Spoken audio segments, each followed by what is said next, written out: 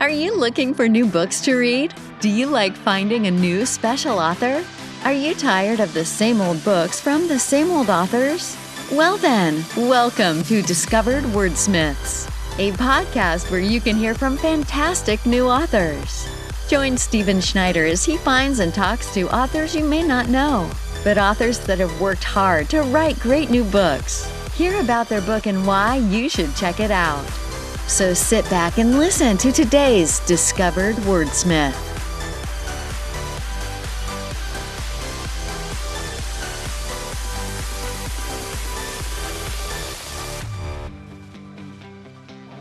So let's move on to some author stuff and discuss a little bit about the process of writing and publishing. So you've written a whole series of books. What are some things that you have learned that you're doing different than you used to do?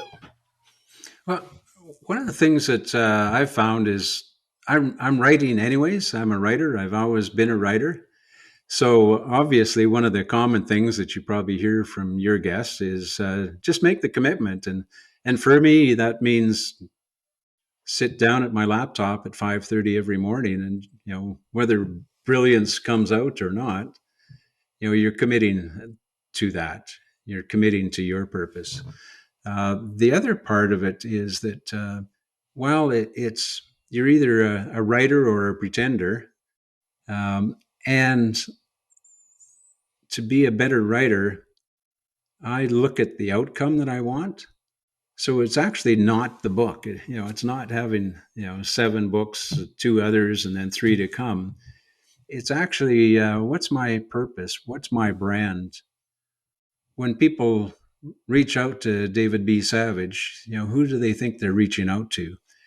So that's the bigger lesson that I've learned in the last 8 years as publishing more often, is that writing books helps me clarify my thoughts, helps me bring in other wisdom, helps me learn, but it also really helps me to understand that I'm creating a promise to my readers.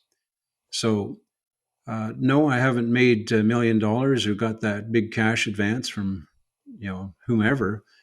But when people come to me for coaching or consulting or conflict resolution or helping them design new projects, they know what they're getting.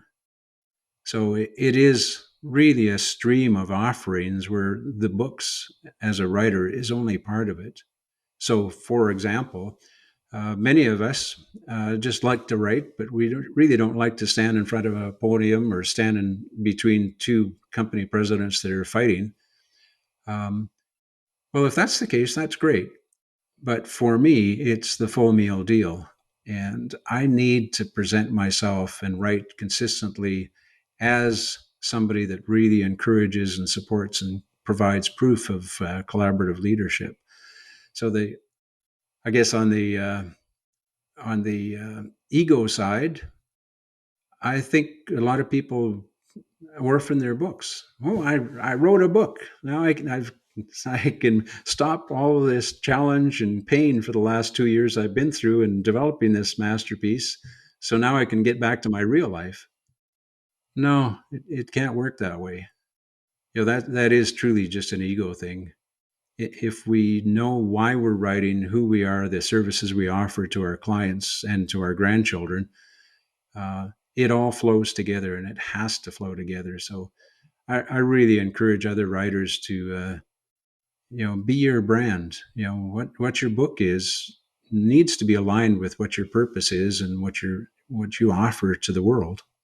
Right. And that's what we're going to talk a bit about is be your brand. Elaborate on that a little bit more. What are you trying to tell authors about be your brand and how their book is their brand and they are their brand? So for me, the influence and my bank account is filled because I can offer workshops, I can offer conflict resolution, I can coach executives, all of that stuff. But it's kind of a chain that comes from all the books and the talks and the articles, etc. But in fact, I guess the real point is we by learning together, by being consistent, not spending 2 torturous years getting your baby out there and then orphaning it.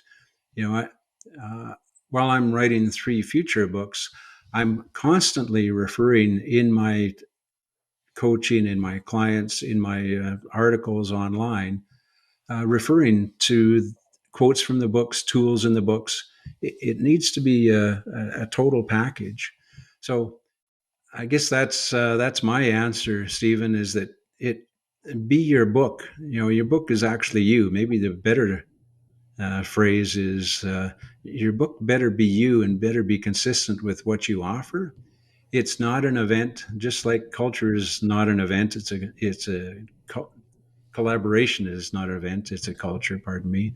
So it is that constant feeding, and you know, am I going to end up publishing 10 books within the next few years? A total of 10 books? Well, likely. It's because I believe it. I think it's really important. It's not a thing that I'm doing for my ego or to say, hey, I published a book. You know, the world. Last time I checked, I think that there's about 6,000 books published every day around the world. Wow. And how many books are real bestsellers and, more importantly, real influencers? You know, you look at the New York Times bestseller list or Forbes or whatever. You know, there's really only a handful or maybe a dozen books that are authors that are really impactful. So, well, most of us, including me, uh, probably will never get to that New York Times best-selling list. You know, I might get a bestseller for a week on Amazon, um, but it is that consistency to say, if you're writing this book, if you're publishing this work, it better be in complete alignment with your vision for your future, and not just a thing. Right. Okay. So, how would you say that would apply to a fiction writer, somebody that writes fantasy or sci-fi? Actually, well, thanks. That's a great segue because all my books so far and in my career, it's always been, nonfiction, business leadership, conflict resolution.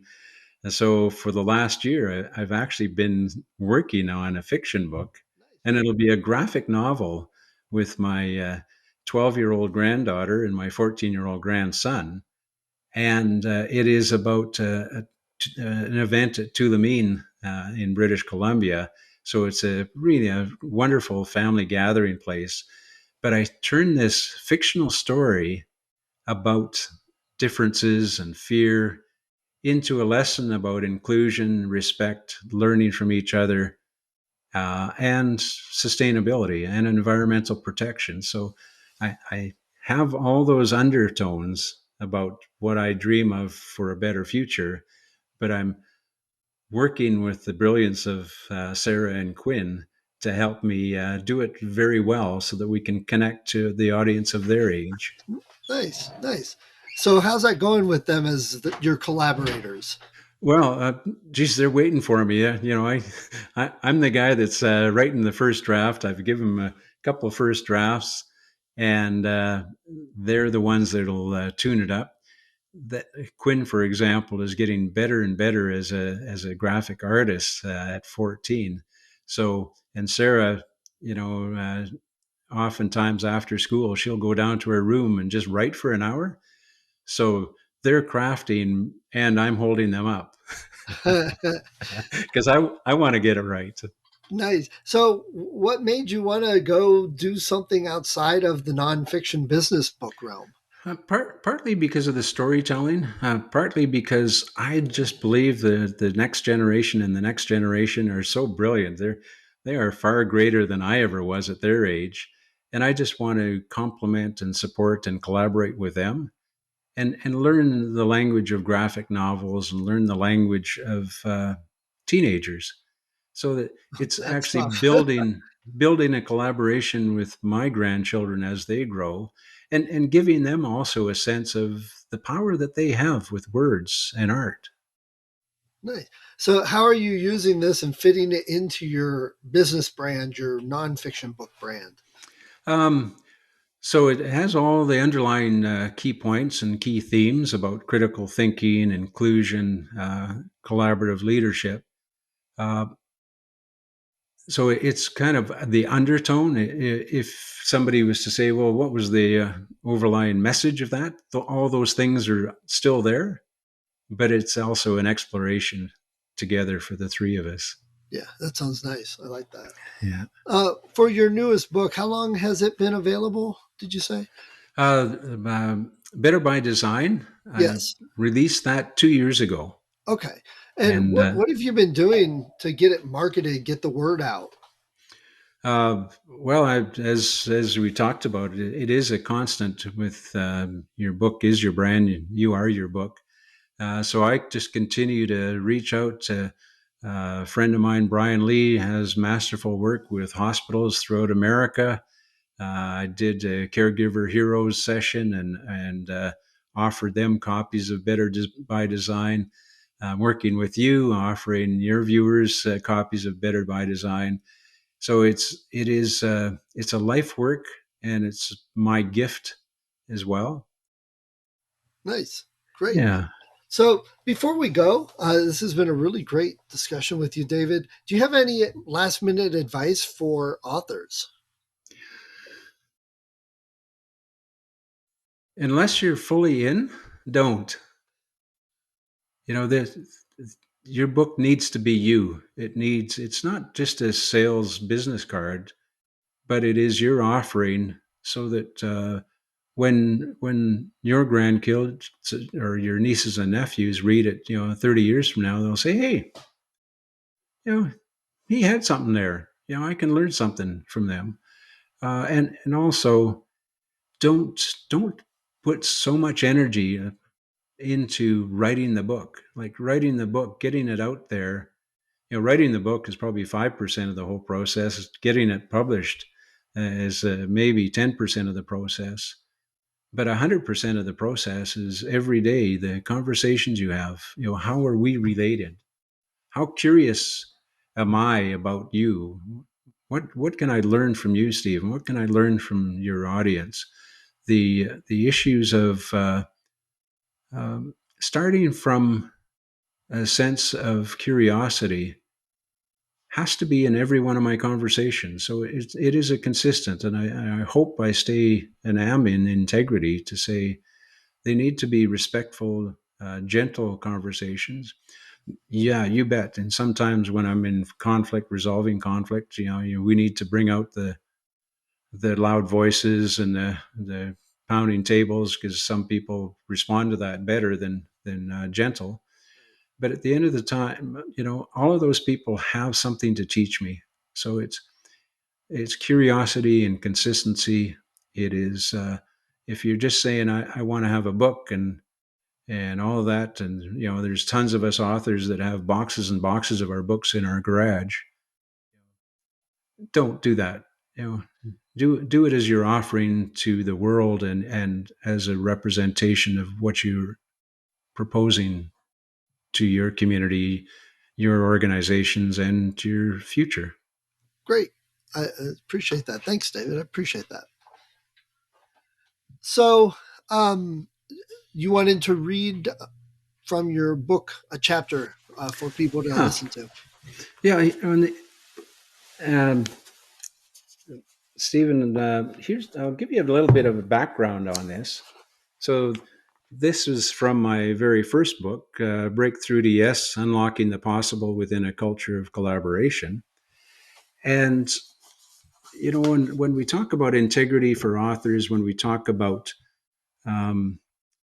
being consistent and curious and holistic, let me say, and embracing complexity and employing critical thinking, I think storytelling really helps.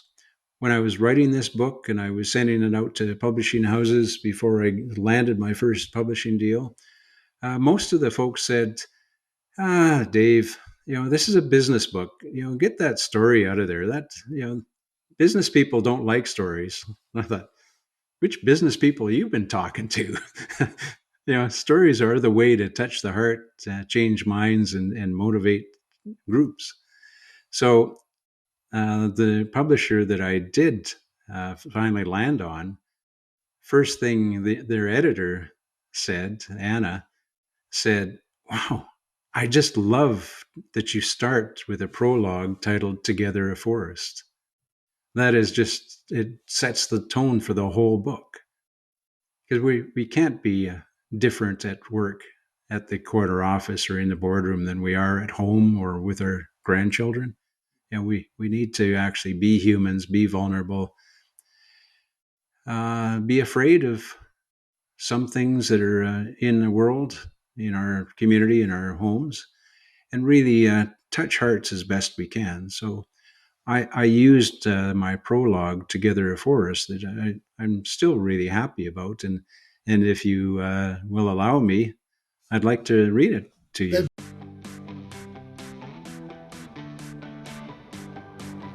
Thank you for listening to Discovered Wordsmiths. Come back next week and listen to another author discuss the road they've traveled, and maybe, sometime in the near future, it might be you.